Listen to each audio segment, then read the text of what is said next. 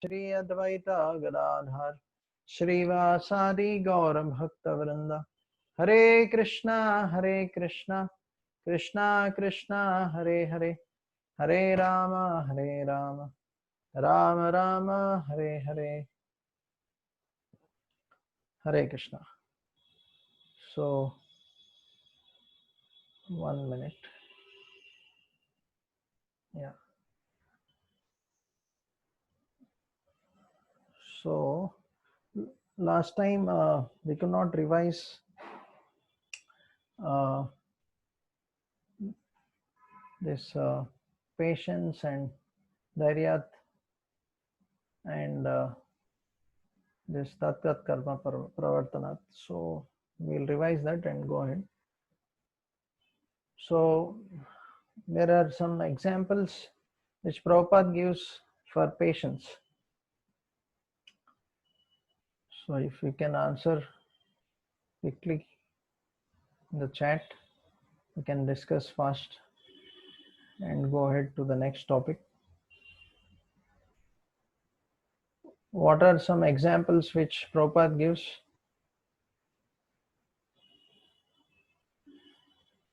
The purport for patience.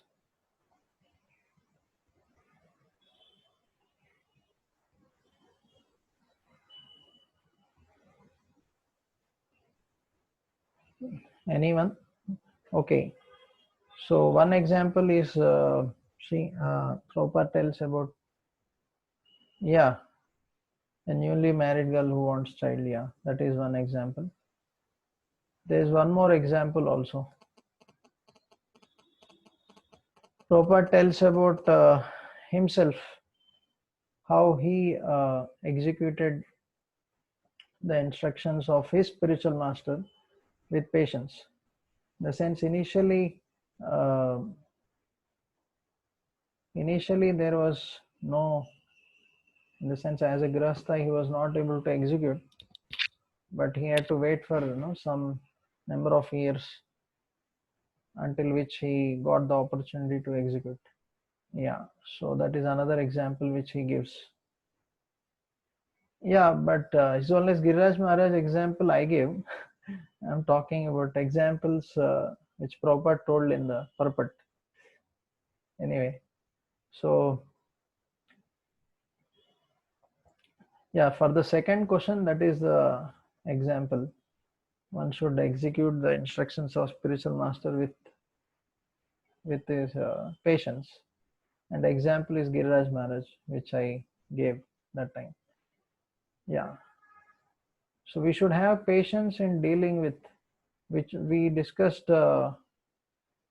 various categories where we need patience. Can you give some examples?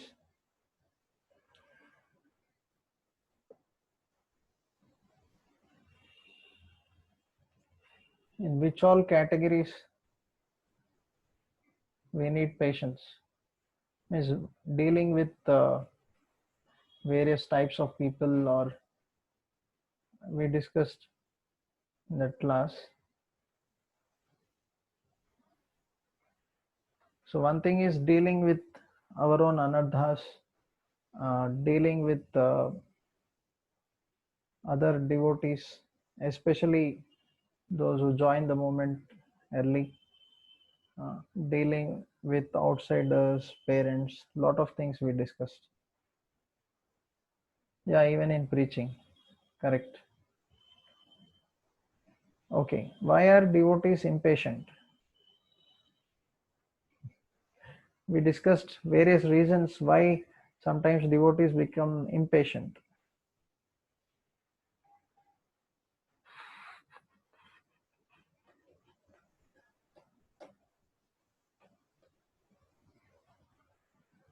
Any situations for mercy? Yeah, but in terms of what exactly? Yeah, expecting immediate results, correct. So like initiation, or why we can't get no Krishna Prem very fastly, or why my anarthas are not going immediately. Yeah. So when such things are not happening, then people become very impatient. Okay. So also when we expect perfection from devotees, uh, either from ourselves or others also, that time also we become impatient. Examples, oh sorry, how to develop patience. We discussed some things which we need to uh, have or do to develop patience. Yes, I'm not asking examples of patience, how to develop patience. Okay, one is okay, by developing faith that surely Krishna consciousness will give the best benefit, or it will fulfill, eventually we'll get the ultimate goal. Okay, yeah, especially by gratitude. That's what we discussed. By gratitude, we can develop patience. We discussed that elaborately, not lamentation. Correct. By association also, by seeing those devotees who have a lot of patience, by taking their association, we can also find. Okay. And we discussed also about repentance. How, if we have repentance, it is easy to develop patience, because we will feel how we are very fallen. So we will not expect. Yeah. Examples of patience from scriptures.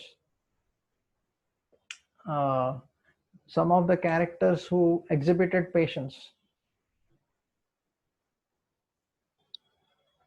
Yeah. Yeah. Shabari, fine.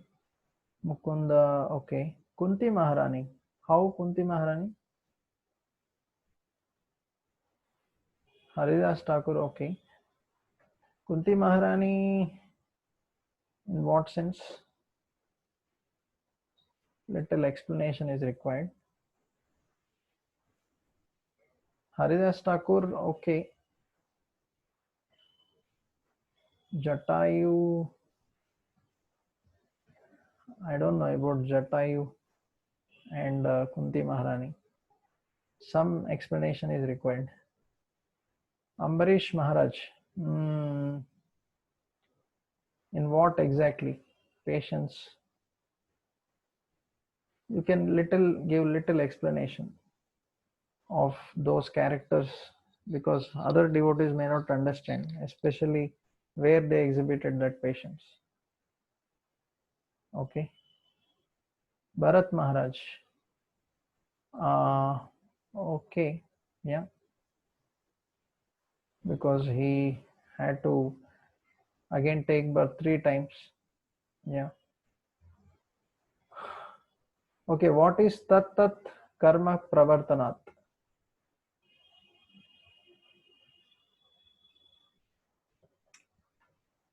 What is Tat Tat Karma Pravartanat?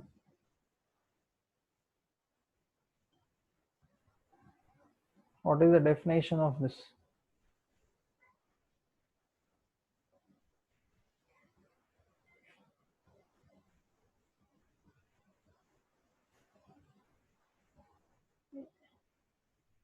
Yeah. What is Tat Tat Karma Pravartanat? Nobody knows. Yeah, following the rules and regulations given by the scriptures or our acharyas properly. Yeah, fine, correct. So in the purports for this Tattat Karma Pravartana, Prabhupada emphasizes 5 times about following the regulative principles. So why Prabhupada is again emphasizing this? Is there any specific reason why Prabhupada is again talking about this?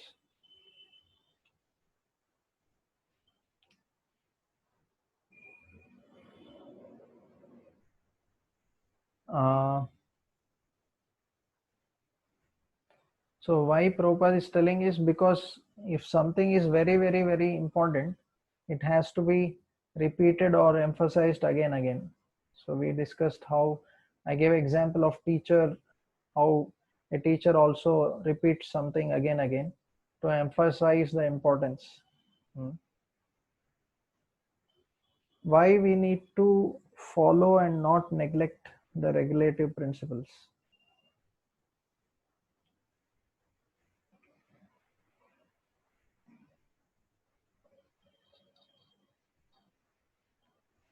Yeah, because they are pillars of sin. Okay.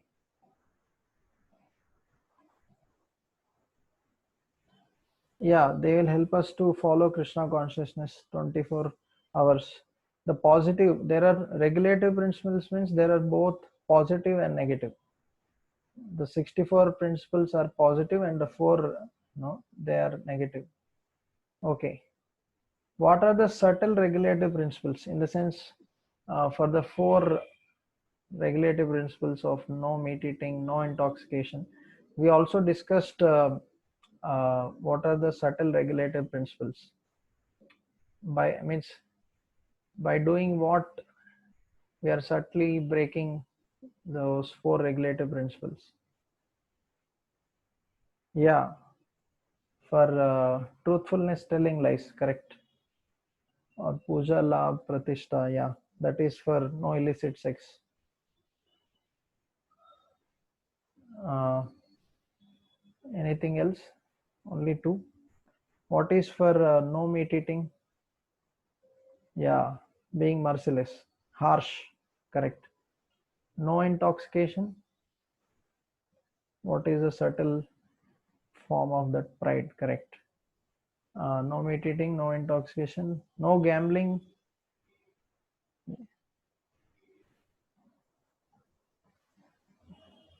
Yeah, cheating or truthfulness, fine. Where from Lord Chaitanya Mahaprabhu got the 64 this devotional principles mentioned in the Nectar of Devotion, Bhakti Rasamrita Sindhu? What is the source of those 64 devotional principles explained there? Yeah,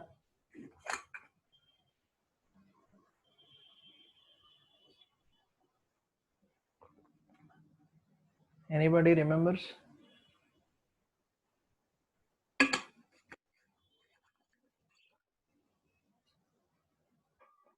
Nobody remembers. It's from Uddhav Gita. Uh, yeah. Oh, fine. The 11th canto, we showed those shloka, this thing also, Sanskrit, this thing. Yeah. How to overcome the problem of not following the regulative principles? Yes. We discussed three uh, ways, by which we can do this. Yeah, accountability or assessment. We discussed about self-assessment, peer assessment, and uh, superiors assessment. Yeah. Uh, the other things also will help, but in the last class we were discussing about assessment, how we should assess ourselves or our equals and seniors should regularly assess, so that that will help us to review our spiritual lives. So today we'll discuss this Dadati Pratigrahnati. Uh, so offering gifts in charity and accepting charitable gifts. So we'll just recite this. Dadati Pratigrahnati Guhyamakyati Prichati Bhungte Bhojayate Chaiva Shadvidam Priti Lakshanam. So the spiritual world is filled with all this activities, the loving exchanges between the devotees and the Supreme Lord. Actually, in this verse, Preeti Lakshanam, uh, offered with love and devotion, or the loving exchanges, is most important, because we can do it, but if you do it very superficially, uh, then it will not have much impact. But when it is done with love and devotion, or in the sense for the benefit of others, without expecting anything in return, then it will have full impact. So we'll see first what Prabhupada mentions in the purport. Prabhupada gives a lot of things for this particular thing, Dadati Priti Grahnati. So basically this verse actually originally comes in the Hitopadesh, where the main discussion is about how to have friendship. In Hitopadesh, all the stories and all. So there the discussion comes about how to make friendship and how to resolve conflicts, rectify mistakes, how to develop that relationship among the friends. So this sloka comes there. So now here in Bhaktirat, in Upadeshamrit, Rupa Goswami explains this same verse, so that we can use those same aspects to develop relationships amongst the devotees. So one thing we should understand, that Krishna's love for all of us comes through the association of devotees. It is not that Krishna personally will come for every devotee in this material world and shower his love and affection. So we have to learn to see Krishna's love and affection coming in this way. So there is a great need in all of our hearts to love and to be loved. So that is the nature of the soul, that cannot be denied. But whom to love and from whom to receive love, that is very important, because the love of this material world, it is all temporary, it is all illusory, in the sense when it is based on uh, material concept of life. uh, if it is only based on the body, if it is not based on Krishna consciousness. But Krishna conscious dealings, when we keep Krishna in the center, then it will have, because those dealings are not only for the body, but for the soul. So that will really help us. So there is a nice story which will help us to actually understand how a devotee should see the love of Krishna coming in his life. So there was one person who lived on the banks of a ocean. So once some people said that very soon uh, the floods are expected, so better you leave this place and you go. So that person said, no, don't worry. I have full faith in God that He will surely help me. Whenever I seek His help, He keeps on helping. So then slowly the floods started coming. So people started leaving that place. But this person didn't leave. Finally, the floods became so much that this person was about to drown completely. Finally, a boat came and they said, "This is the last chance for you." He said, "No. I have full faith in God that He will protect me." So finally, they also leave, and he was completely getting drowned.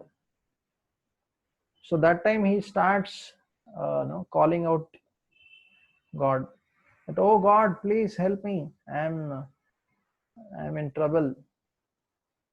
So then God doesn't appear, but he appears in the form of a voice, and he says, see, actually I tried to help you so many times through so many people, but all the while you neglected my help. So now I can no more help. Hari bol. So that means he drowned, finished. So I heard this story from one Prabhupada disciple. So he was telling that same way in a devotee's life, it is not that Krishna has to personally appear uh, and give his love and affection, his care. He need not. He will not. Uh, Maybe he may appear for his pure devotees sometimes, but not for us directly. But he will send his love and affection through his devotees. Uh, so if we fail to see that, then we will suffer. In the sense, then we cannot experience Krishna's love in our life. Then we will never feel nourished. Because as I said, this is the need of the soul. And without that need getting fulfilled, then the soul will look for that in some other people or things. Then he will never be satisfied. So, but how Krishna sends his love? Mainly through the association of devotees, through the devotees. So the association itself is Krishna's love, in the sense he is sending his devotees to give his mercy. And in so many ways, through holy name, through Srimad Bhagavatam. Actually, if we have the proper vision to see, everything in this world is Krishna's love. A pure devotee, actually, he can perceive Krishna's love at every second and in every situation. So that's why he is always grateful, he is satisfied, he is undisturbed, he is blissful. So that is what is difference between a conditioned soul and a pure devotee. So as practicing devotees also, we should also learn to see this in our lives, how Krishna is showering his mercy through so many ways and means in my life. That is very, very important. We have to regularly contemplate. Unfortunately, we don't think about that. So we don't feel Krishna's love. We don't feel that our heart is nourished with Krishna's love. So, but the most important mercy which is coming in our lives is the association. Especially in Kali Yuga, as Prabhupada said, without the association of devotees, if anyone thinks that he can practice Krishna consciousness, he is insane, right? He is mad. Because actually one cannot practice without the association. It's very, very difficult. So now we'll see what Prabhupada is saying. Prabhupada is saying he single-handedly started this ISKCON society, and people started coming and doing Dadati Pratigrihnati. Prabhupada started, we know how Prabhupada personally used to serve prasadam, cook, get the items, cook, serve, wash the plates, pots, clean the place, so much. And seeing Prabhupada's sacrifice, so many, started helping him, right? So that's what, that is also Dadati Pratigrihnati, right? Prabhupada gave himself and they also reciprocated, right? Etamam prapadante, or this Dadati Pratigrihnati, right? They also reciprocated with this service and love which he was showering. Uh, so Prabhupada then says that Sangat Sanjayate Kama. According to the company we have, or according to the association, we develop our desires. So just as a man is known by his company, so if ordinary person starts associating with devotees, then the dormant Krishna consciousness which is there in his heart, it starts awakening. There is a what you call the spark of Krishna consciousness in everyone's heart, and nobody can deny it. It is there. That is the constitutional position of the soul. Nitya Siddha Krishna Prema Sabhikonane. So, but how can that spark no, become a flame? Shravanadi Shuddha Chitta Karaya Uday. By the process of hearing and chanting, then this spark can get awakened. So Krishna, sorry, Prabhupada explains how this spark can be awakened. Okay, so he explains this as I quoted this verse. Uh, by the process of hearing and chanting, this gets awakened. So expert preacher is one who can very carefully fan that spark. Actually that spark of Krishna consciousness, it's not that everyone has the same way, in the sense to it's not that everyone will come to Krishna consciousness the same way. Like somebody may like kirtans, somebody may like prasad, somebody may like lectures. There are many different ways uh, by which people gradually become Krishna conscious. So we had to identify uh, the inclination of the person and gradually fan it. Actually most of the people initially their spark is prasadam. In the sense they are attracted by prasadam. Even Prabhupada, in the initial days, he kept that jar filled with gulab jamuns. He called them as ISKCON bullets. So when someone would think that I'm fed up with this Krishna consciousness, I want to leave. So sometimes they would go out. While going, they would see that bottle and feel that, oh, at least before leaving, let me take one gulab jamun. After taking, they were so tasty that they kept on eating and felt that why to leave such a nice prasadam and such nice devotees. Let me stay. So like that, people have different inclinations, but we have to see what is that inclination and try to fan that. So even ourselves also, it's not that our spark of Krishna consciousness has become what we call fire, fully ignited fire. We are also somewhere in between. So we also in Krishna consciousness have certain inclinations or certain tastes, but that should be in the 9 processes. It's not that outside the 9 processes of devotional service. It should be within the this thing, 9 processes. So then we can keep fanning that uh, devotional service, that spark. Then surely we'll develop a higher taste.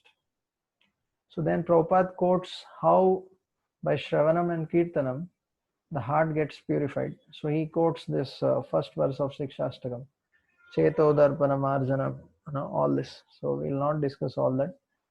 So how the process of chanting actually extinguishes the fire of conditional life and all those benefits. All the 7 benefits of Sankirtan are explained in that verse. So then Prabhupada tells it's not that the holy name only purifies human beings. Any living entity who hears the holy name, they all can get benefited. Hmm? Even animals, insects, trees, everyone can get purified. That's why when uh,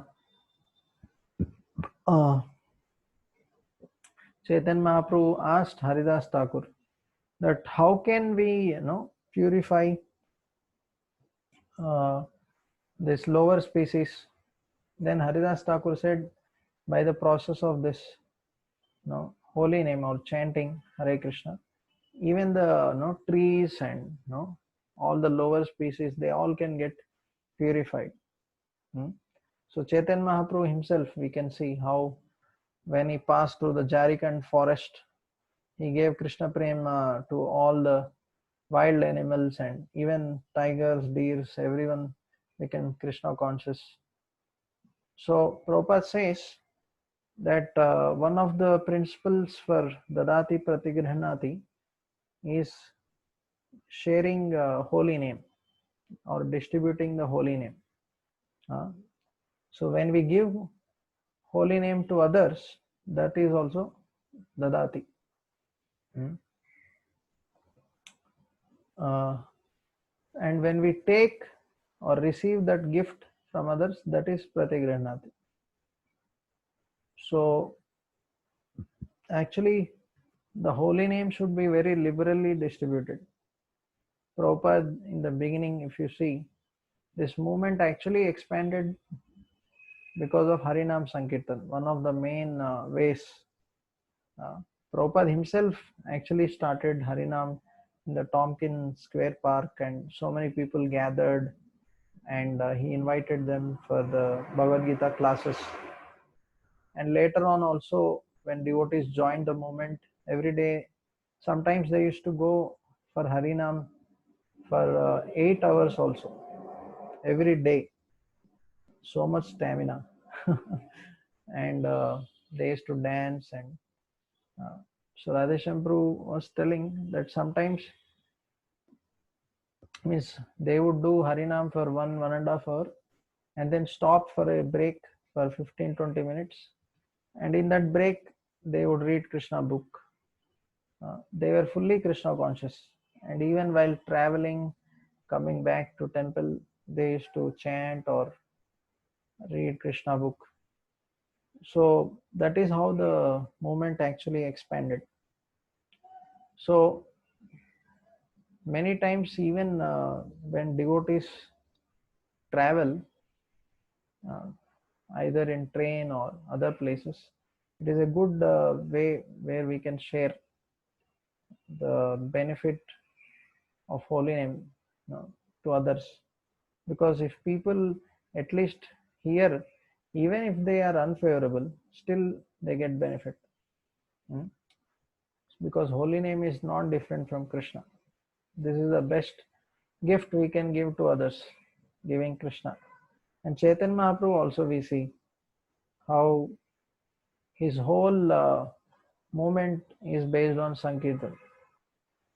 All over South India, when he was traveling, he was doing Sankirtan and making everyone Krishna conscious, right? And even when he came back to um, Jagannath Puri, there also he was constantly engaged in Sankirtan. Even in Nadia also, not only daytime, but he said, why to waste that night? So he said, night also will do. So that is the taste. Our Lord is actually teaching all of us as a devotee, in the role of a devotee, how much taste we should develop. But unfortunately, sometimes we don't have so much taste in doing Harinam, either chanting or with instruments. But we should cultivate it. It's a very important thing, because this is what uh, we have to do in the spiritual world. When we go to spiritual world, it's not that we do something else. Uh, the main thing is hearing and chanting the glories of the Lord. So, Prabhupada then mentions that this Dadati and Pratigrihnati should not be done with Mayavadis. Because these Mayavadis, they have opposing views, and by associating with them, instead of giving Krishna, means we may lose our own Krishna consciousness. So that's why it is better that devotees don't associate with them to give Krishna consciousness also, unless somebody is really favorable like that. Because these people, they don't like Krishna conscious movement. Many times they are attached to their own opinions, and they are against Krishna consciousness. So then Prabhupada tells about Rupa Goswami, how Rupa Goswami has spent his income. So Prabhupada says he gave 50% of his income in the service of the Lord and his devotees, and then 25% to his relatives, and 25% to personal emergencies. Personal emergencies is basically for health or some other needs of the body. So he has set an example for all of us. So it may be difficult in the sense 50% nowadays, but at least every devotee should set aside some percent of his salary for Krishna. So last time in one of the meetings of Bhakti Riksha leaders, there was a discussion that at least for Janmashtami, everyone can give their full salary, if possible, as a donation to Krishna. So once in a year, as we discussed last time, when we work in this world, there are a lot of sinful reactions we get, as it is not directly Krishna conscious service. There is lot of involvement of so many people with so many ulterior motives and all. So it is a good opportunity, those who are working, to apply the principle of Dadati and Krishna will surely reciprocate, Pratigrihnati.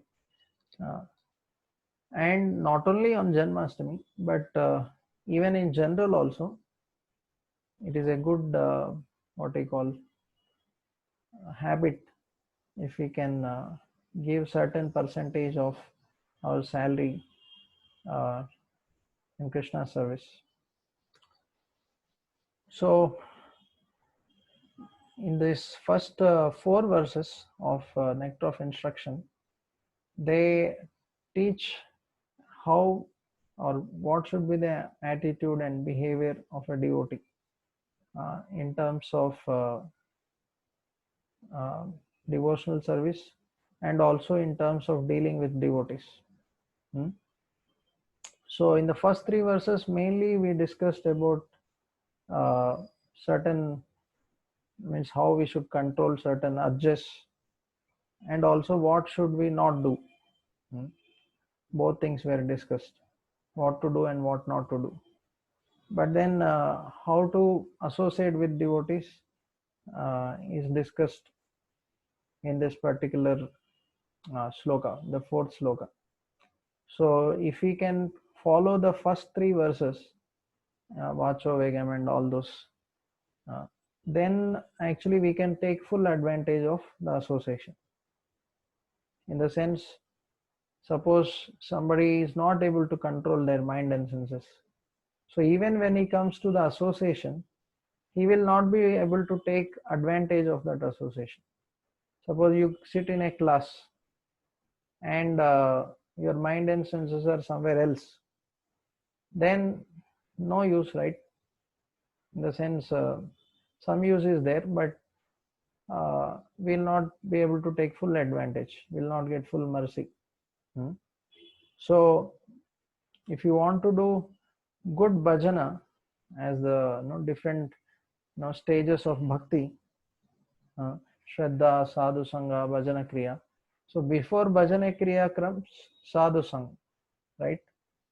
So this verse explains what exactly or how should we take that sadhu sang, and with that understanding we can do proper bhajana kriya, right? And then when we do bhajana kriya, devotional service, then the anardha nivritti happens. The anardhas in our heart gradually go away, and then we develop nishtha, ruchi, asakti, all this. So that's why this verse is important, because this helps us to actually know how we should deal with devotees. So Radheshamru was telling regarding this verse. So as Prabhupada also mentions actually in the purport, that even it's not that these 6 exchanges happen only in the devotees, even outside people also, they do this 6 exchanges. So Prabhupada tells, like some business people, they go for lunch, and then there, while taking lunch, they discuss the business matters, and their guhya makyati happens, and they may even share some gifts with each other.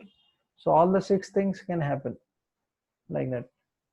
So by giving a gift, you will open the heart of the other person. Even in material circle, it happens. So,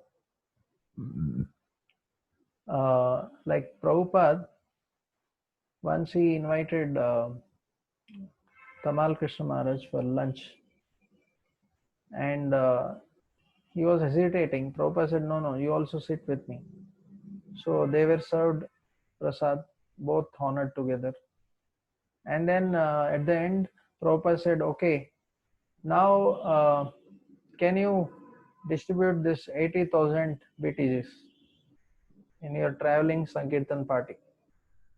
Then Tamal Krishna Maharaj said, "Okay, Prabhupada, we can do that." So Prabhupada was very expert. Even with his disciples, he exactly knew how to deal and, you know, do this dadati pratigrahnati.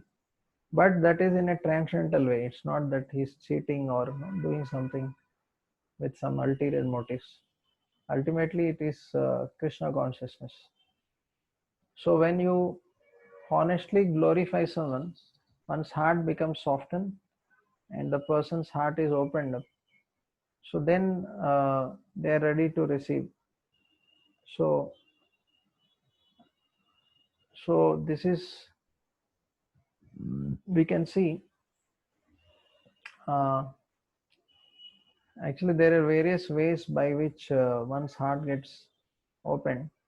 One is glorification, one is humility, like Lord Chaitanya Mahaprabhu, when he met uh, our Sarvabhauma Bhattacharya.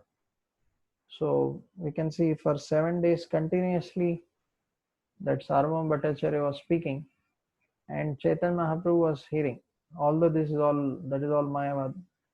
But because he heard very submissively with humility, so then Sarvabhauma Bhattacharya's heart became soft. And then after that, when Chaitanya Mahaprabhu started speaking, he accepted it.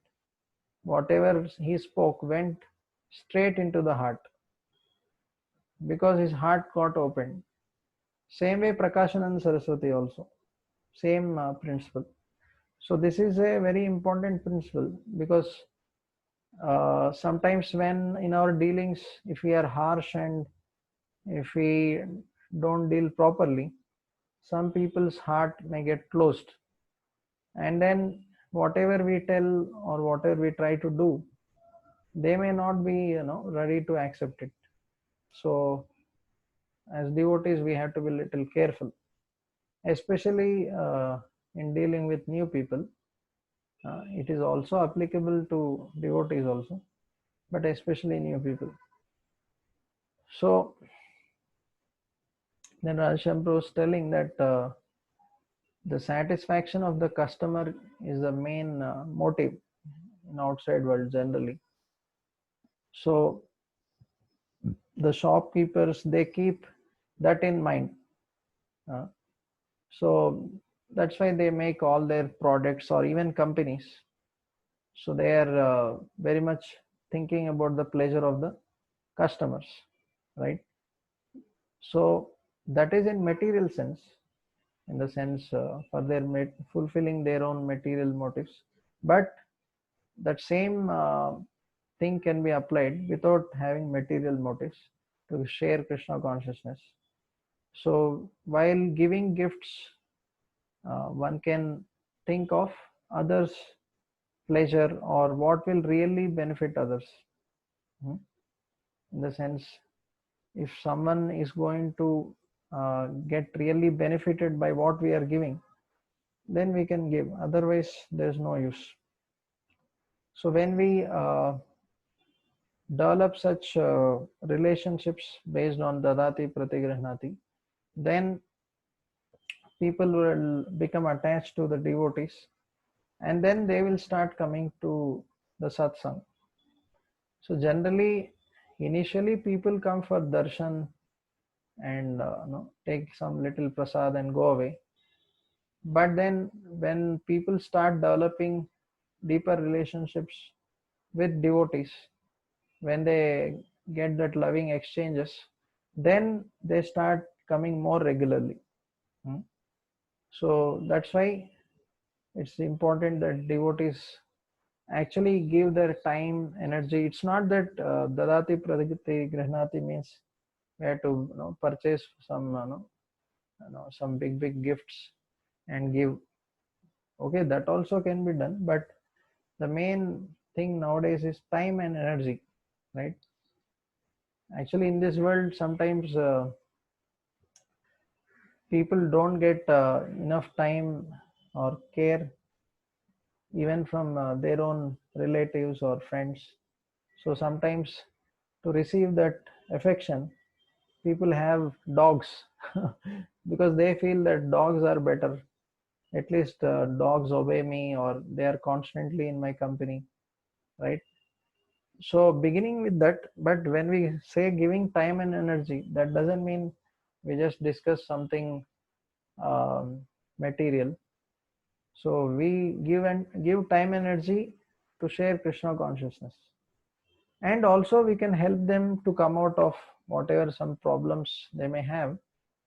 Um, that comes under Guhyam Akyati, but that is how we slowly start helping them, and then we give them Krishna consciousness, so that they start chanting and doing other activities.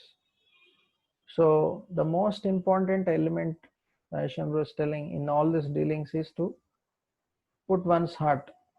Without putting our heart, all these exchanges are superficial, or they'll have any value in one sense.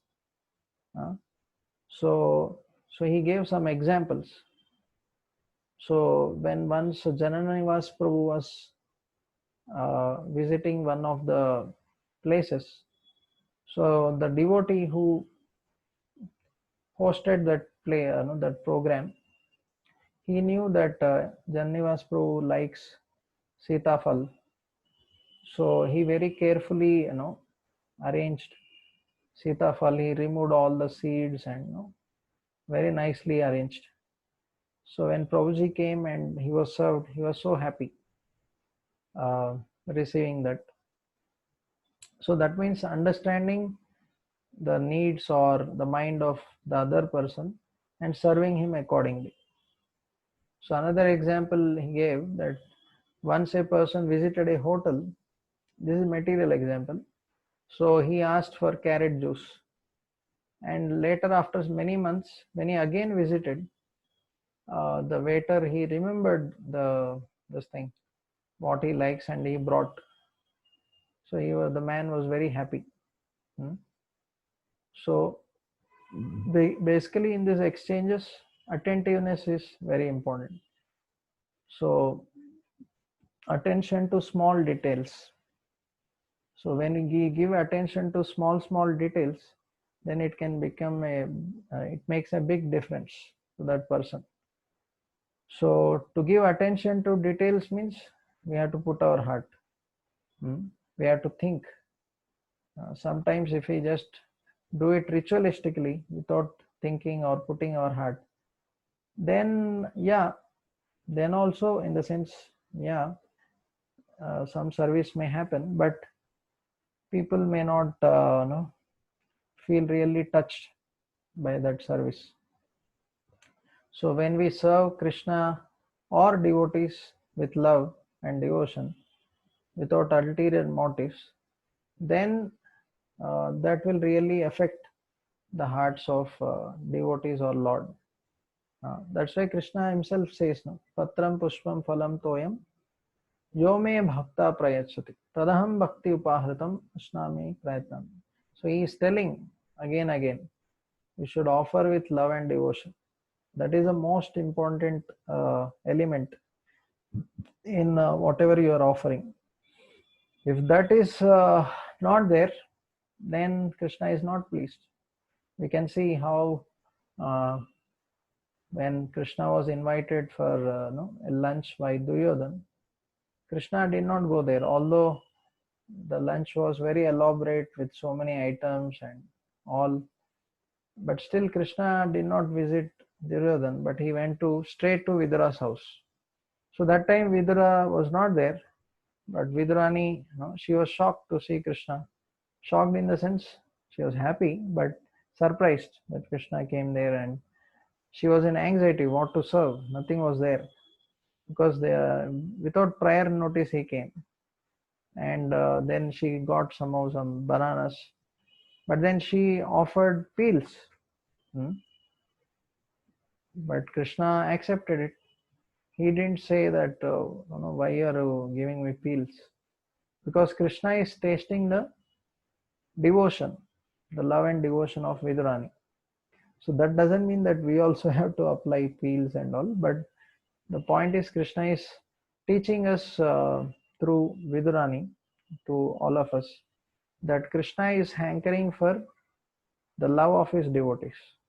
It is not the item which you offer or the thing which you offer, but what really matters is the love and devotion. So even if somebody offers little bit with love and devotion, Krishna accepts. So Prabhupada, there is one pastime. Once Burijan Prabhu brought few thousand dollars as a donation to, he offered it to Prabhupada. Prabhupada was very happy. And later His Holiness Tamal Krishna Maharaj brought some lot of Lakshmi in maybe thousands of dollars.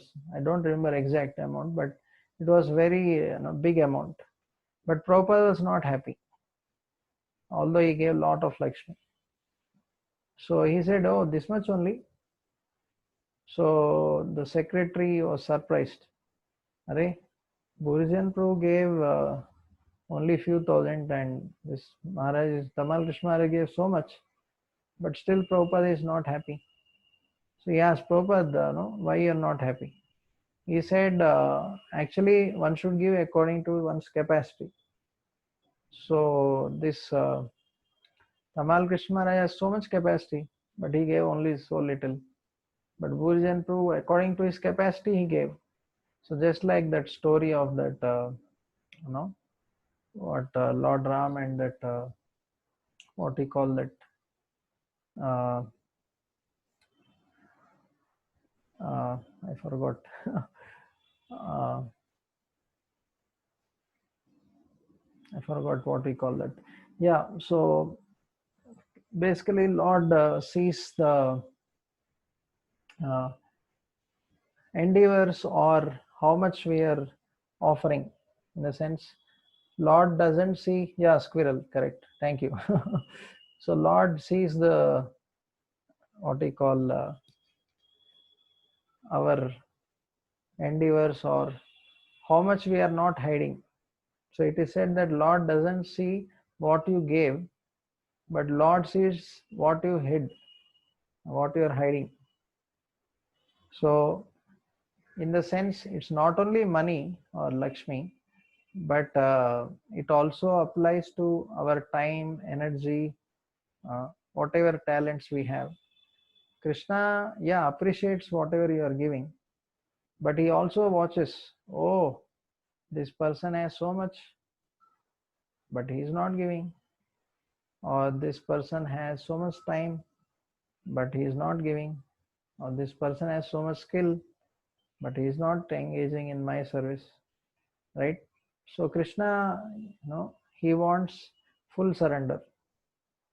He doesn't want, in the sense, little. Okay, he also accepts little whatever. That's also there. But Krishna wants that actually we offer ourselves completely. In the sense, according to whatever capacity we have, according to time, place, situations. So, so these devotees, because they offered uh, with love and devotion, that's why he accepted. So it is said that Krishna is hungry for not for the food which we offer, but hungry for the love which the devotees offer. Hmm? So same way, this pastime of fruit seller also is there. She offered her fruits with love and devotion to Krishna. Krishna was so pleased. Uh, so in this way, we should also learn to offer Krishna whatever we have with love and devotion. Actually, what was Krishna giving in this pastime? He, as a small child, he was carrying few grains in this little hand, and even many of the grains were falling off. But this lady was attached to Krishna, seeing his beauty and uh, his qualities. So she immediately gave all those fruits without expecting anything in return. Hmm. Later, Radheshyam recently was telling this many times, this pastime particularly, that later on she again comes, again offer fruits. So this time she requests that Krishna should sit in her lap, just like Krishna sits in the lap of Yashoda. And when Krishna sat uh, in her lap, she was most blissful or most happy. So the love manifests in various ways. Uh, One is attention to details, as we discussed. Another is sacrifice. Without sacrifice, there is no love. Actually, in every dealing, when somebody sacrifices for the other person, then that touches the heart. Like many examples can be given for this, but that is what actually touches the heart the most. So, like as I said, Prabhupada, he did so much sacrifice for the disciples. So they were so much touched. Even in his old age, when Prabhupada was leaving this world, so when devotees were carrying him in the palanquin, so once he saw that one devotee was limping and some pain was there. So Prabhupada called him and asked what happened. So there was some boil on his feet. So Prabhupada told him what medicine he should take, what oil he should apply. So that devotee was so much touched that Prabhupada is about to leave this world. But even in spite of that, he is so much concerned about an insignificant devotee like me. So that really touched his heart.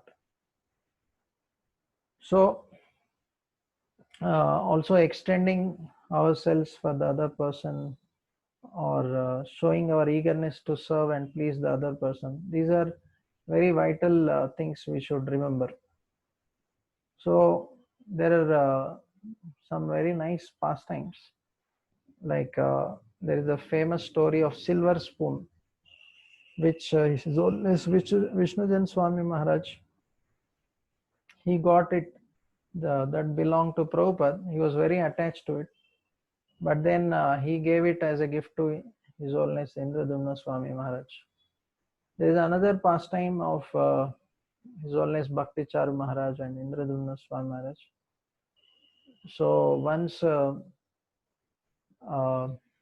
this one of the, yeah, I think His Holiness Puri Maharaj, he is a disciple of Bhaktisiddhanta Saraswati Thakur. So this Puri Maharaj, he got one Narsimha mantra from Bhaktisiddhanta Saraswati Thakur. As he got initiated into that mantra, so that mantra was very special. So he gave, Bhaktisiddhanta Saraswati Thakur gave it only to few disciples, not everyone.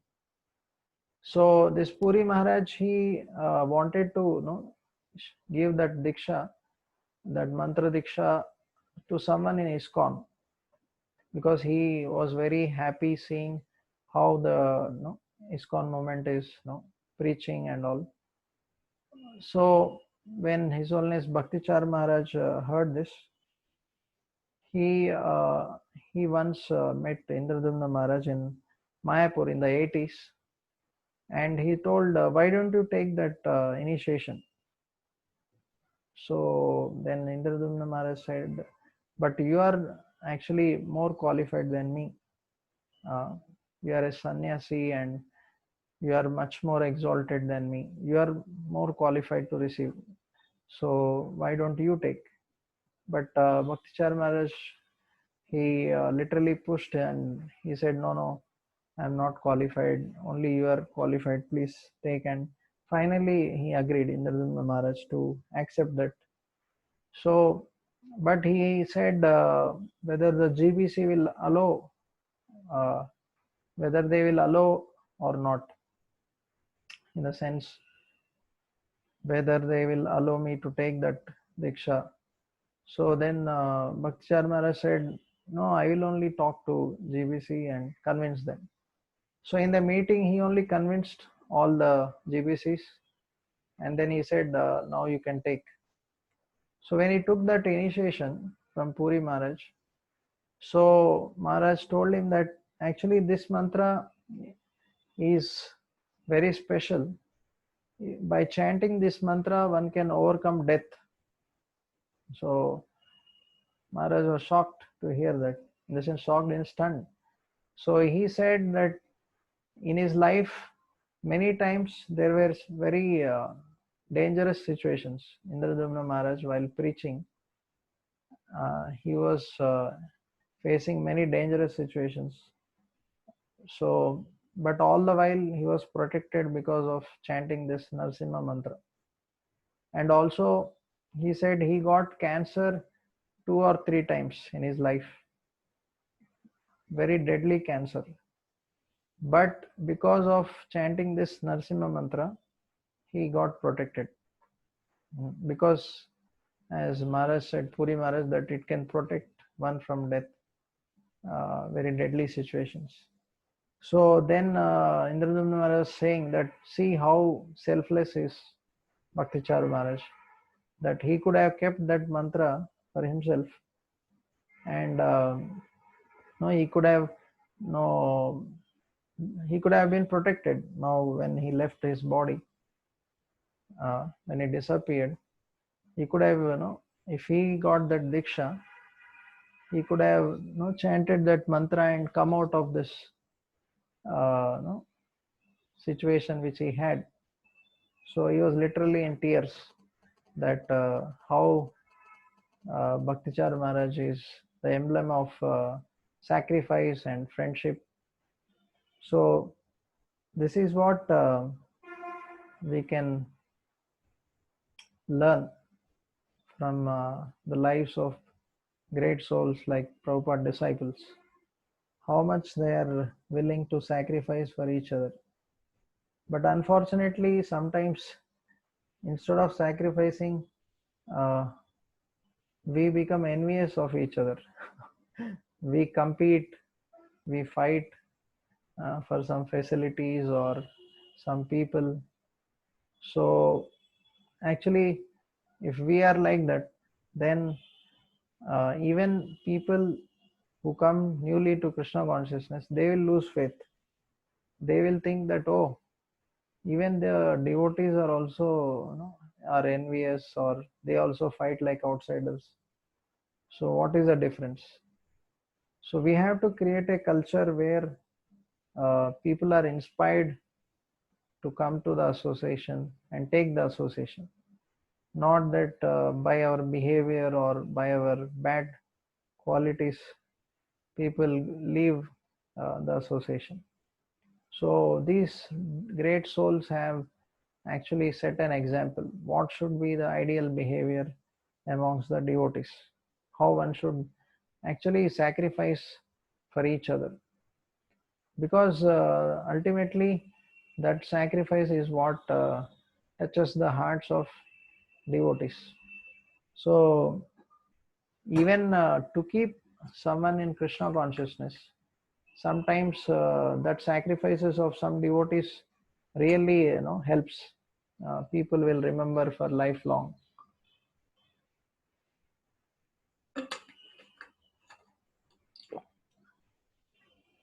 Like in our camps for boys, we generally ask sometimes, what really inspired you? So many times they tell that the sacrifice of some senior devotees who did something for them, you know, really touched their hearts. How they used to, do a lot of, what we call follow up and spend a lot of time, energy, like that. Huh? Sometimes, means I remember one incident where one devotee was supposed to take rest somewhere. In the sense, another devotee had come, and it was very winter season where lot of cold and all is there. So he was also searching for some place, something like to sleep. So, but that devotee gave his own place and he said, you take rest here. But that devotee went outside somewhere because there was no place to sleep. So then he went and slept outside where it was very cold and all. So later, when that devotee saw that, okay, because of me, he had to sleep outside, then that really touched the heart of the devotee. So, like this, when devotees sacrifice for each other in different ways, so that really touches the hearts of people, and that is what they will then they will start taking up the process seriously, because initially people they read the scriptures, but then they also want to see examples of people who are actually following it. If they don't have examples, then they will think, oh, this is all theoretical, this is not real, or there is no practical application of this. They are only speaking lofty philosophy, and nobody here follows any things like this. So when we see that amongst the association of devotees, even those who are grown up in Krishna, in the sense who have been practicing from many years, not only that, it's not that we have to sacrifice only for new devotees, but we should also sacrifice for other growing devotees or who are already there in Krishna consciousness. So that is what will keep us continue in Krishna consciousness. Hmm. So we have to sacrifice for each other, so that, but sacrifice means not for sense gratification, in the sense for the Krishna conscious propagation, for sharing Krishna consciousness with each other. And it could be even on the level of body. It's not that uh, the sacrifice means only related to the soul. So, like as I said, extending oneself to help others. So when people experience this love which they are hankering for in the association, so then they can actually feel Krishna's love. So then they will continue in the association. They will feel, oh, I am receiving so much love. So then I will should never leave this association, right? So just like we can see a small child, he receives so much love and affection from parents, from uh, all the aunts and uncles and so many, right? So initially when he is very small, lot of love and affection is there. But as he may grow, the love and affection, in the sense, it will be there, but it may come in little different way, uh, right? So sometimes there may be chastisement. That is also love, but people sometimes are not able to see it. So initially in Krishna consciousness also, one may receive lot of love and affection, but in the sense, but later on also, if we continue expecting same type of treatment, then it becomes little difficult. In the sense, we can't expect that everyone and everything should be for my service. Then if somebody has too much expectations, then it is difficult to uh, continue. In the sense, sometimes people expect a lot of love and care in the association. So devotees should try to give, but at the same time, from our side personally, we should not expect anything. We should try to give, but in terms of receiving, we should never expect, because if we expect, then we'll be frustrated. We can expect the worst for ourselves, but for the sake of others, we can give ourselves completely. So uh, as we discussed, in the spiritual world, the devotees naturally love Krishna, but in material world, people are not able to experience that love of Krishna or Krishna himself directly, right? But when they can perceive it through the dealings with devotees, then gradually they will start loving Krishna, because Krishna is very far away for a conditioned soul. For him to experience Krishna, we have to actually become the instrument of Krishna's love in others' life.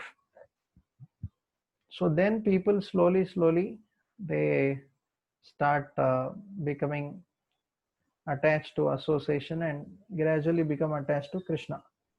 Uh, so Rajshankar was telling that in this world, the business transactions, as we discussed, they are the perverted reflections of the spiritual world. So in the material world, those transactions are based on selfishness, in the sense, what I will get from this deal. Uh, if I give him some gift, I will also get something, right? That is what is in the material world. But in spiritual world, it is completely unmotivated. So this need of to love and to be loved is there everywhere, in human beings, in animals, everywhere this is there, because this is there originally in the spiritual world. Even between Krishna and Yashoda, we can see that loving exchanges. So we cannot deny it. So that's why this Preeti Lakshanam is required. In spiritual world, we can see how Krishna very lovingly reciprocates with his devotees. As a small boy, child, although he is the supreme personality of Godhead, he very lovingly carries the sandals of his father as a small child to reciprocate with the love and devotion offered by his devotees. So as we discussed, Krishna is uh, very eager to receive and reciprocate with the love of his devotees. Okay, so this completes one aspect of Dadati Pratigranati. There are some more things.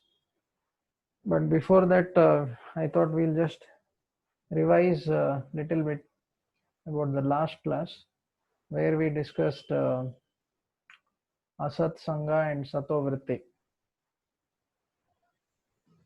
So, what Lord Chaitanya Mahaprabhu says about this Asat Sangha?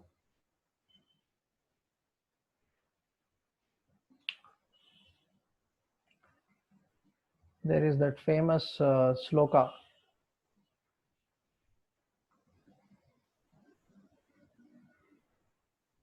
Yeah.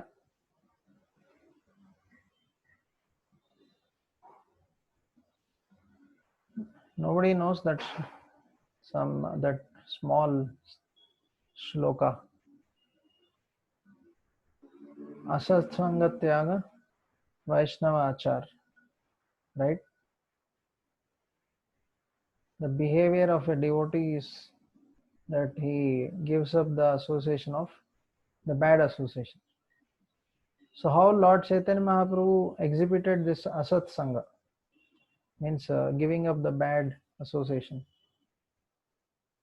How he exhibited this?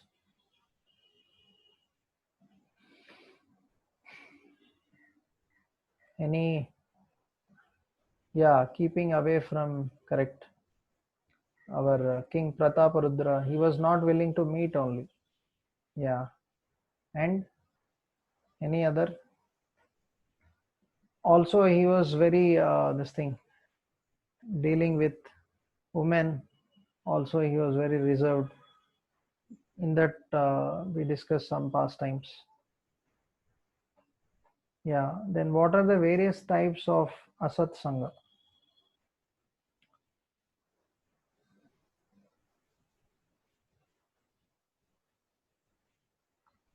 We discussed many different types of Asat Sangha.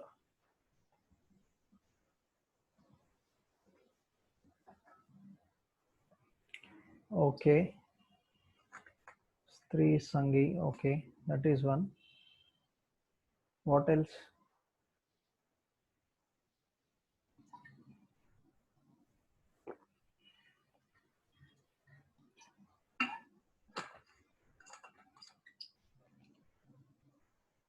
Yeah, Mayavadis also. What else?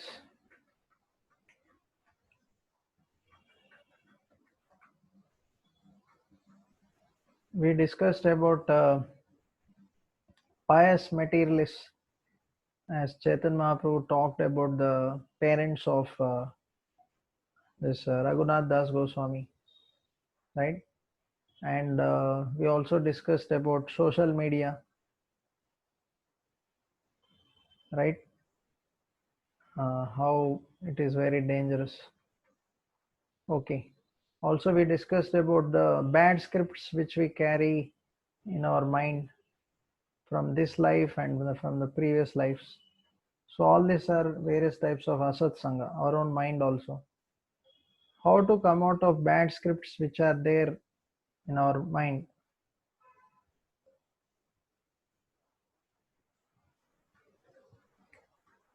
We discussed this.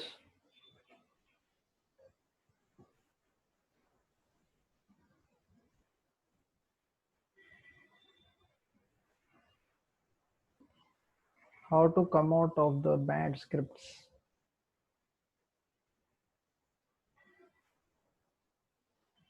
Okay, regular hearing is okay. That also helps. But one main, we discussed one very important.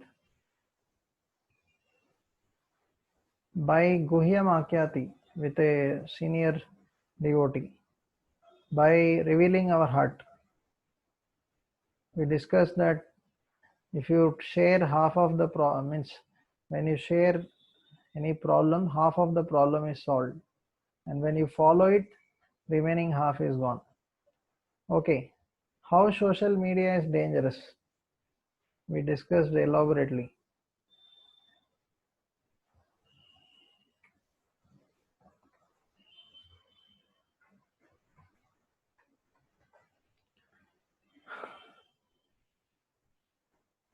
Not dangerous?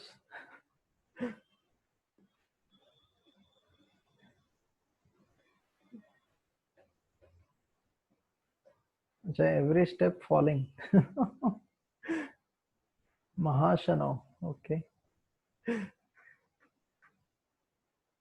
So we discussed no so many examples.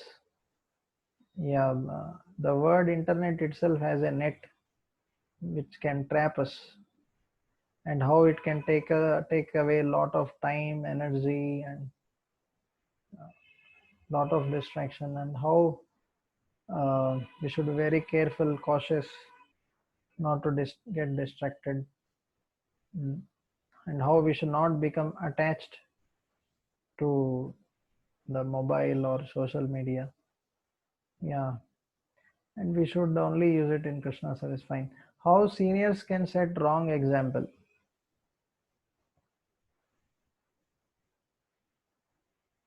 We gave some scenarios. How, as seniors, one can set wrong examples.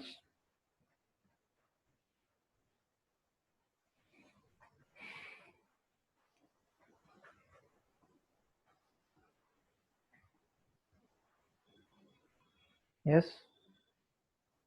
Okay, habits. Yeah, we discussed talking while chanting. Yeah, that is one. Actually, while chanting, one can talk only if it is very, very urgent or important. Sometimes, if there is a very urgent service, one may have to talk. Very important and urgent. Otherwise, no need to talk.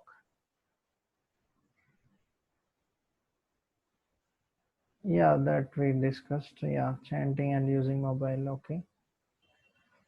What else? Not doing service responsibly, eating outside. Yeah, we telling lies. Yeah, these are few things. Okay, what is sato vritti?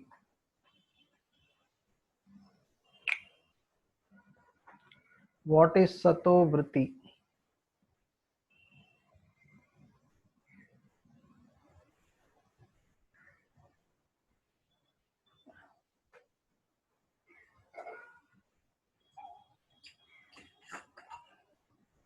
That is the last item in the third verse.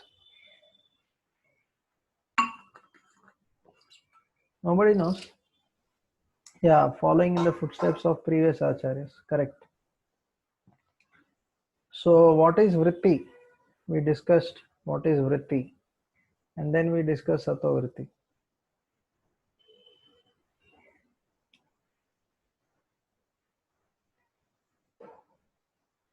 Yeah, samskaras or impressions in the mind. Correct. So, according to the impressions in the mind, one does different duties. That was discussed. But to come out of the bad impressions, we should take inspiration from the acharyas, mahajans, and come to the standard which they have set. How to take advantage of the acharyas association? How should we take advantage?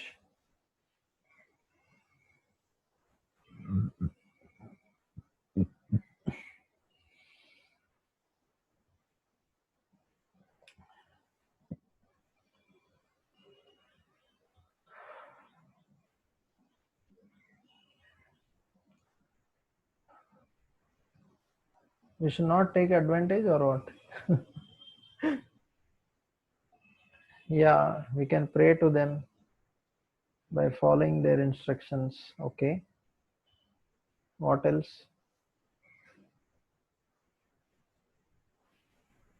By hearing, yeah, by hearing about them. One thing is, first of all, we should hear about the acharyas, their lives, how they have followed very sincerely Krishna consciousness. That gives us great inspiration.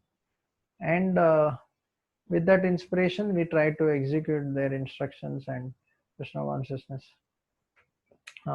Especially on the appearance and disappearance days, we should pray and try to hear about their great, wonderful qualities they have exhibited. Yeah, we can contemplate about their qualities and what they have done. Yeah, so that is how we take advantage. Otherwise, the appearance and disappearance days come and go, and eventually we'll also disappear. But we will disappear and again appear in this material world. Uh, Means we take birth, we don't appear, we are forced to take birth. So yeah, so there are a few more slides. We'll just try to finish in 5-10 minutes. So what should be the consciousness of the receiver when he is receiving a gift? So in Ramayana, we see Hanuman, he goes to Lanka and gives that ring. So when Sita sees, she will become so much overjoyed. She feels as if Lord Ram has come uh, when she sees that gift. So that is the meaning of receiving gift, one which helps us to remember Krishna. When Raghunath Das Goswami also received the gifts from Chaitanya Mahaprabhu, that Gunjamala and Govardhan Srila, he understood that Chaitanya Mahaprabhu gave him shelter at Govardhan and also gave shelter of Radharani through these gifts. So that Chaitanya Mahaprabhu gave, although it was very dear to Chaitanya Mahaprabhu, still he gave it. So when we receive a gift, we not only receive the gift, but we also receive the love of the devotee.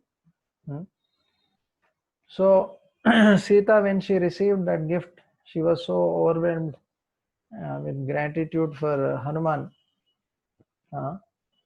She said, I have no words to thank you for this gift. So Radheshambra was telling there is a gross and subtle gift. Behind the gross gift, there is a subtle purpose. So means it should be proper in the sense without ulterior motives. So he was telling even on birthday or any in general, if someone writes a greeting card and appreciates a devotee, that should not be done superficially. We have to appreciate the person for his spiritual qualities and his devotion, and how the person's association has benefited us. So if you think very deeply and right, that will really touch the heart of the person. Otherwise, sometimes if we superficially write without any such gratitude and thinking deeply, it will not have much impact. So Sita was so much touched by that gift. She initially was even afraid to speak to Hanuman. When he gave that gift, she developed so much trust in Hanuman that she even discussed very confidential pastimes like the story of Jayant. We know that where now there is no time to discuss all that. So all the intimate pastimes also she was discussing with Hanuman. So basically Radheshambra was telling that the gift should give us a remembrance uh, of our past Krishna consciousness, or it should help us to deeply connect uh, ourselves with the Lord. So we should think before giving a gift. We cannot just mindlessly give the gift. Yeah. So he said that when we receive a gift from those whom we love, we get a lot of encouragement, because everyone needs some encouragement. So Prabhupada says three things when we talk about Dadati Pratignahnati: gifts, holy name, and donation. So regarding donation, Radheshambra was telling we should never take donation from Mayavadis in terms of land. So he was telling once in Vellore, two sisters were ready to give a land to ISKCON, but Prabhupada rejected because they were from Ramakrishna Mission, because he knew that these people only cheat. So in one another place, some Mayavadis gave a temple to ISKCON and devotees started preaching, And when lot of people gathered coming for the programs, then they said, now you go away, we will manage this program, or we will manage this temple. So that is how the Mayavadis may cheat us. So that's why one should be very careful. So in conclusion, Shambhu is telling we should continue the association, in the association, following the regulative principles, try to follow the footsteps of the acharyas. So regarding birthdays, Proji was telling, like sometimes if there is an authority and many people may give gifts, so some people may be afraid that if I don't give a gift, what will he think? And that's why out of fear sometimes, or just as a ritual, somebody may give. So he was saying that kind of gift is not appreciated. And also, it's not that the gift should be given only on birthday. Generally, birthday means that culture is not there in the Vedic culture, he was telling. Generally, because of the modern Western culture, uh, people are attached to their birthdays. But he was telling we can appreciate the devotee even on other days. It's not that only on birthday only we have to. We can do on birthday also, but because sometimes people may become too bodily conscious about birthday. Today is my birthday. So because this body anyway is temporary and illusory. So as devotees, we should not expect from others, but if others give, then it's okay. We can accept it.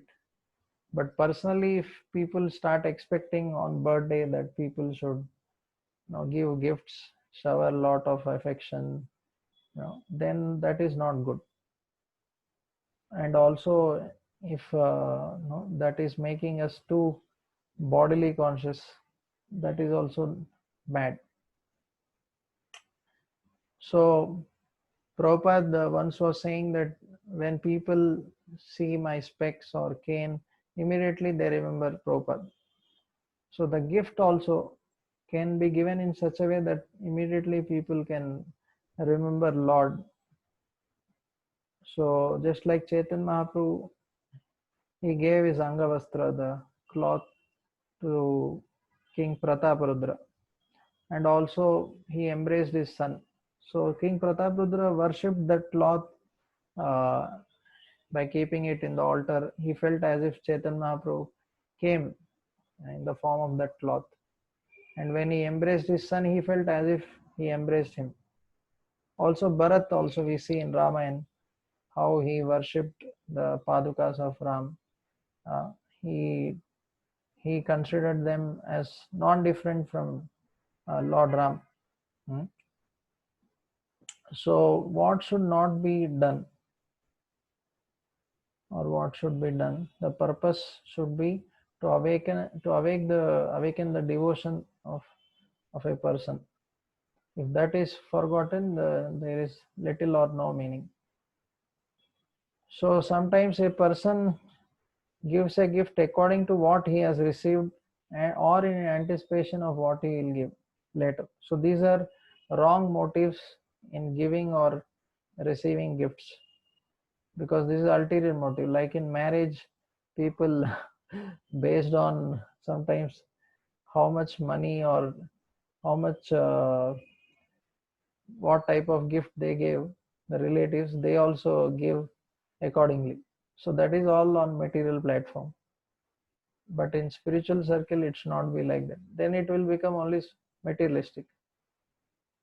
So, or if we give gifts thinking that I can make a relationship with this person and later it will be useful, this is also materialistic motive, material motive only, because we want to use that person for our selfish things, in the sense that also is a hidden agenda.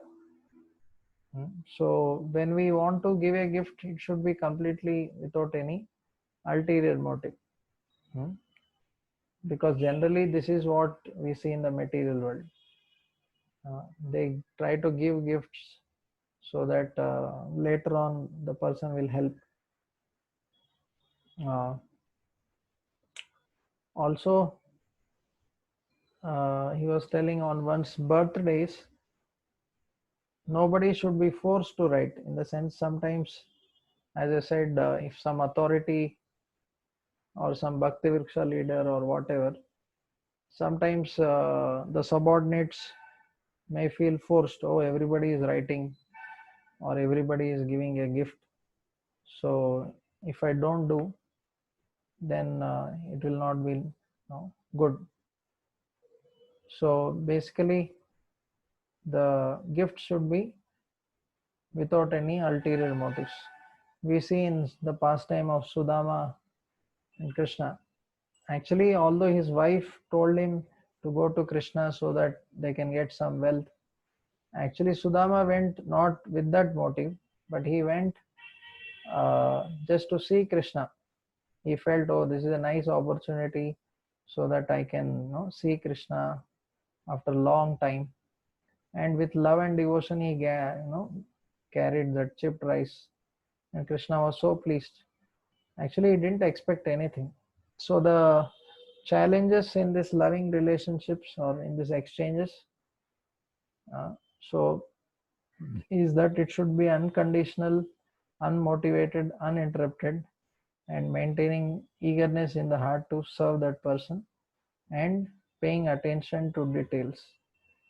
So if we do like that, then surely the other person will be pleased.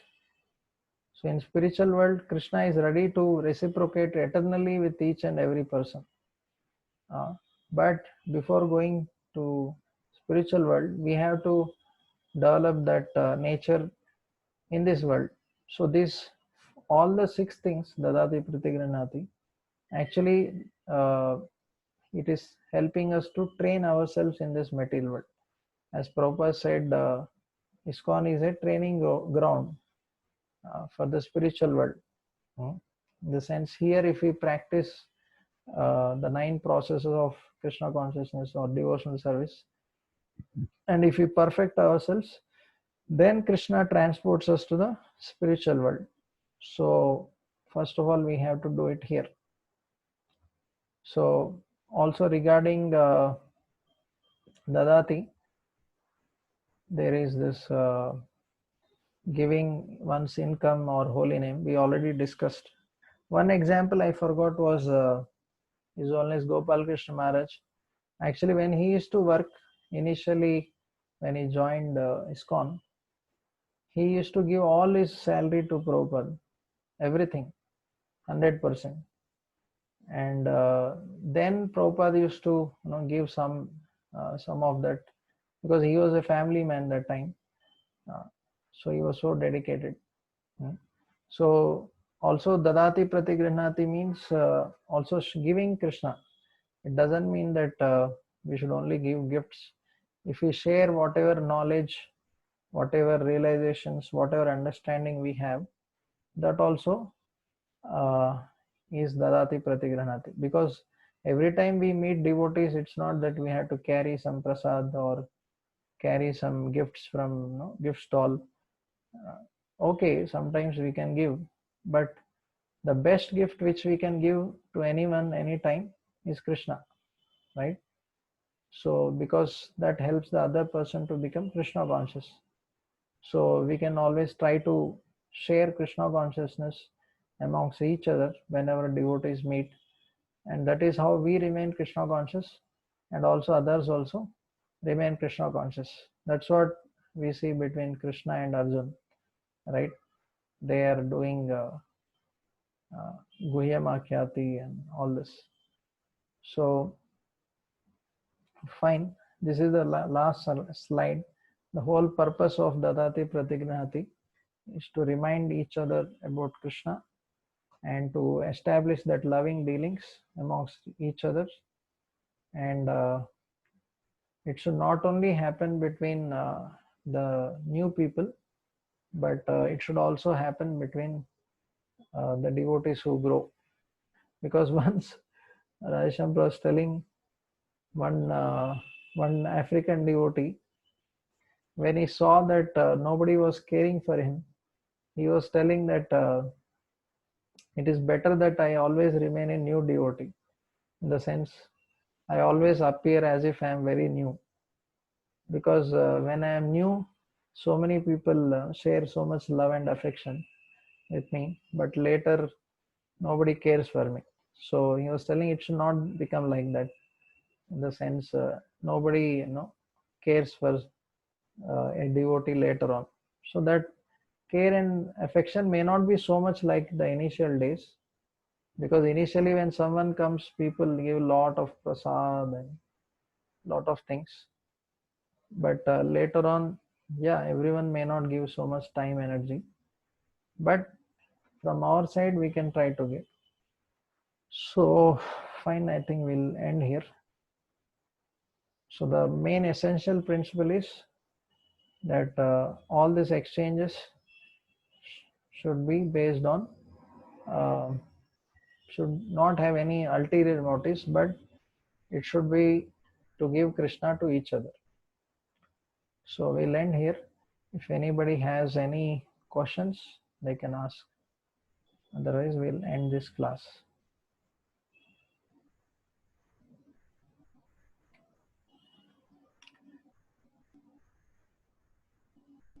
So this 12th and 13th, we are celebrating Janmashtami and Prabhupada's appearance day. So it is a nice opportunity to apply whatever we discussed today in the class. Uh, in the sense, with Krishna, with Prabhupada, we can do that. So Janmashtami is actually is a nice opportunity, in the sense, just like Vasudeva and Devaki, they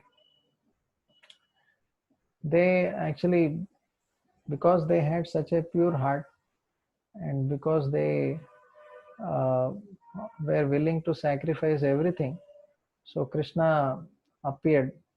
First of all, he appeared in their heart, in Vasudeva's heart, and then later he appeared in the womb of Devaki, and then externally he appeared. So the acharyas say that because these devotees have such a pure heart, uh, and because they have performed such severe austerities, penances in their past life, so that's why Krishna appeared in their hearts. So if we also sincerely put efforts to purify our hearts, which is very hard now, then Krishna will surely appear. So fine, we'll end. Thank you very much. Hare Krishna. Shri Upadeshamrit ki jai. Srila Prabhupada ki jai. Sri Rupa Goswami ki jai. Hare Krishna.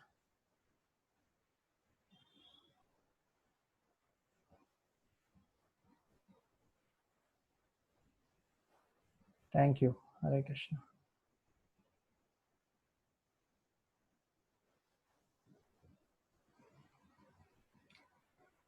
Hare Krishna, Krishna Krishna, Hare Hare, Hare Rama.